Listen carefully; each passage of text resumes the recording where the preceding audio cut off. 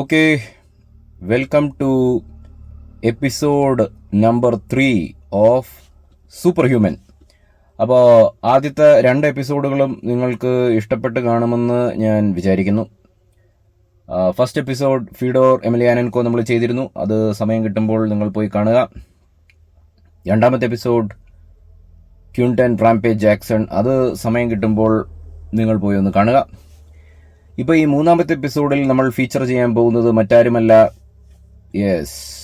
Anderson the spider Silva. അപ്പോൾ ഒരുപക്ഷെ ഇപ്പോഴത്തെ പിള്ളേർക്ക് അറിയത്തില്ല ആൻഡർസൺ സിൽവയുടെ ആ ഒരു ഗ്രേറ്റ്നെസ്.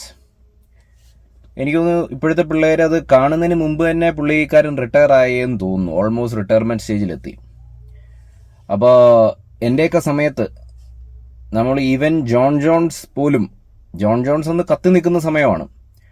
പക്ഷേ അതിനേക്കാളെല്ലാം ഉപരി നമ്മുടെ ആൻഡർസൺ, വട്ടപ്പേര് സ്പൈഡർ എന്നാണ്, ആൻഡർസൺ സിൽവ ഇങ്ങനെ സത്യത്തിലൊരു സൂപ്പർ ഹ്യൂമൻ തന്നെയായിരുന്നു. അതെ, ഞാൻ വളരെ ഡീപ്പായിട്ട് ആലോചിക്കുമ്പോൾ എനിക്ക് മനസ്സിലാവുന്ന ഒരു കാര്യം, അതിപ്പോൾ ഫീഡോർ ആണെങ്കിലും ആൻഡർസൺ ആണെങ്കിലും ജോൺസ് ആണെങ്കിലും, പ്രത്യേകിച്ച് ആൻഡർസൺ സിൽവ കേട്ടോ, വേറൊരു ലെവലായിരുന്നു. അതായത് ഇവരെല്ലാവരും തന്നെ ഈ സൂപ്പർ ഹ്യൂമൻ മനുഷ്യരാണല്ലോ.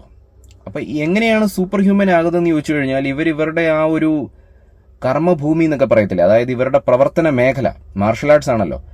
അതിലിങ്ങനെ ടോട്ടൽ ഡെഡിക്കേഷൻ കൊടുത്ത് ഒരുപക്ഷെ ഏത് നേരവും മാർഷൽ ആർട്സിനെ പറ്റി ചിന്തിച്ചുകൊണ്ടിരിക്കുമ്പോൾ, ഏത് നേരവും മാർഷൽ ആർട്സിൽ വളരെ ഡീപ്പായിട്ട് റിസർച്ച് നടത്തിക്കൊണ്ടിരിക്കുമ്പോൾ, ഏത് നേരവും മാർഷൽ ആർട്സ് പ്രാക്ടീസ് ചെയ്തുകൊണ്ടിരിക്കുമ്പോൾ ഇവര് on A particular time period, ആ ഒരു കാലഘട്ടത്തിൽ ഇവർ വളരെ ആഴത്തിലേക്ക് അതിൽ ഇറങ്ങിച്ചെല്ലുമ്പോൾ സംഭവിക്കുന്ന ഒരു മാജിക്കാണ് ഈ സൂപ്പർ ഹ്യൂമൻ എന്ന് ഞാൻ വിശ്വസിക്കുന്നു, എൻ്റെ ഒരു കാഴ്ചപ്പാട്. ആ സമയത്ത് they don't look like human. അവർ മനുഷ്യരെ പോലെ അല്ല. അവരുടെ ആക്ഷൻസും, ഞാൻ പറയുന്നത് ആക്ഷൻസ് എന്ന് പറയുന്നത് പേഴ്സണൽ ലൈഫ് അല്ല, അവരുടെ കോമ്പാറ്റ് ലൈഫിൽ മനുഷ്യരാണെന്ന് തോന്നുകയില്ല.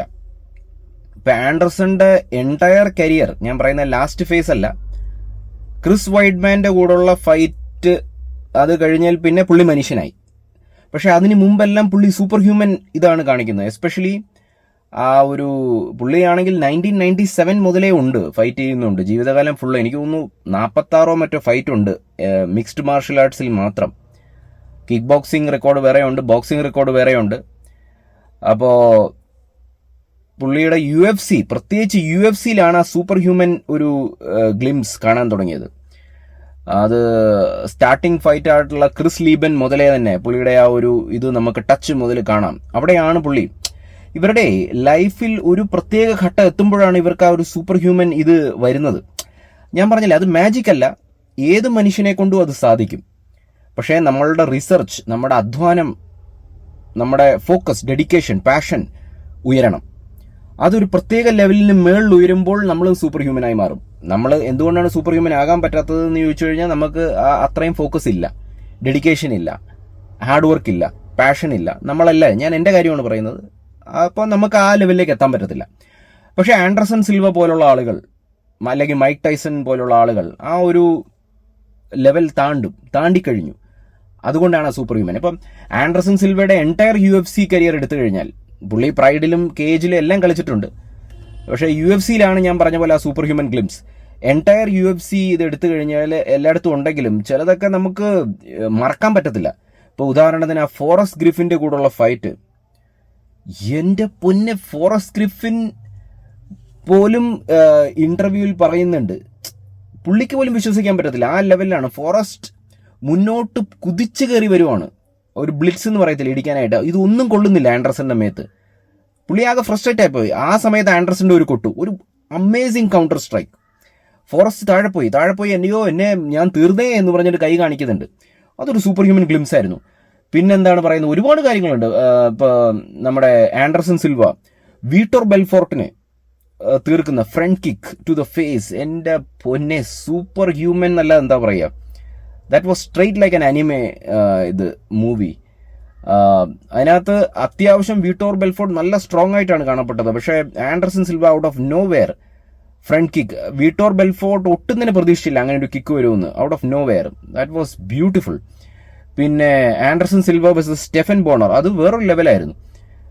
ആൻഡർസൺ കേജിന്റെ അടുത്ത് പോയിട്ട് അവിടെ വെച്ച് ഫൈറ്റ് ചെയ്യാൻ നിർബന്ധം പിടിക്കുന്നു. എന്നിട്ട് സ്റ്റെഫൻ അവിടെ പോയി പലതും കാണിക്കുന്നു, ഒന്നും കൊള്ളുന്നില്ല.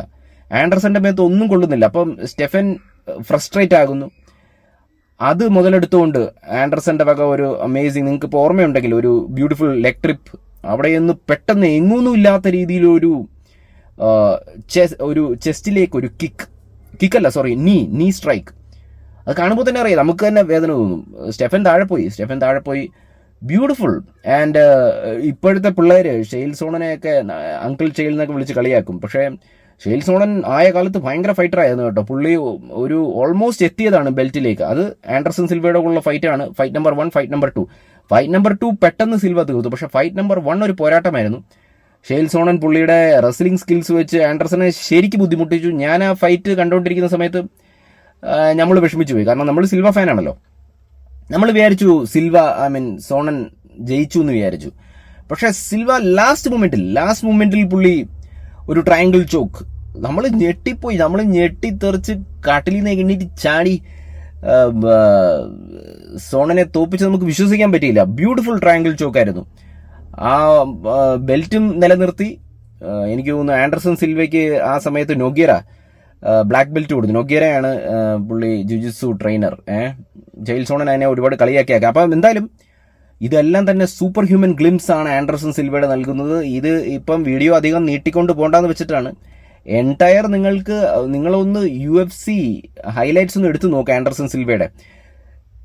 ഞാൻ പറയുന്നത് കമ്മിയാണെന്ന് തോന്നിപ്പോകും. കാരണം അങ്ങനെ ഫൈറ്റ് ചെയ്യുന്ന ആ ഒരു സ്റ്റൈലോടുകൂടി ഫൈറ്റ് ചെയ്യുന്ന പുള്ളിയെ എല്ലാ കളിയിലും പുള്ളിയുടെ ആ ഒരു സൂപ്പർ ഹ്യൂമൻ ഇത് വരുന്ന സമയത്ത് എന്ത് സംഭവിക്കുമെന്ന് അറിയോ? ഗോഡ് മോഡ് എന്നൊക്കെയാണ് പറയുന്നത്. പുള്ളി ആ സമയത്ത് കൈയൊക്കെ താഴ്ത്തും. അപ്പോൾ തന്നെ എതിരാളിയുടെ കിളി പോവും. എതിരാളി എല്ലാം വെച്ചിട്ട് പഞ്ചസ് ചെയ്യും, കിക്ക് വെച്ച് ഒന്നും പുള്ളിയുടെ മേൽ കൊള്ളത്തില്ല. ആ സമയത്ത് എതിരാളി തോൽവി സമ്മതിക്കുന്ന സമയത്ത് എന്ന് പറഞ്ഞാൽ എതിരാളി ഫ്രസ്ട്രേറ്റ് ആയി പോകും. ആ സമയത്ത് പുള്ളി കൗണ്ടർ സ്ട്രൈക്ക് അടിക്കും, എതിരാളി താഴെ പോവും. അത് അങ്ങനെ ഒരു സൂപ്പർ ഹ്യൂമൻ കാര്യങ്ങൾ ചെയ്യുന്ന ഈവൻ ജോൺസ് പോലും ചെയ്തിട്ടില്ല അങ്ങനെയൊന്നും.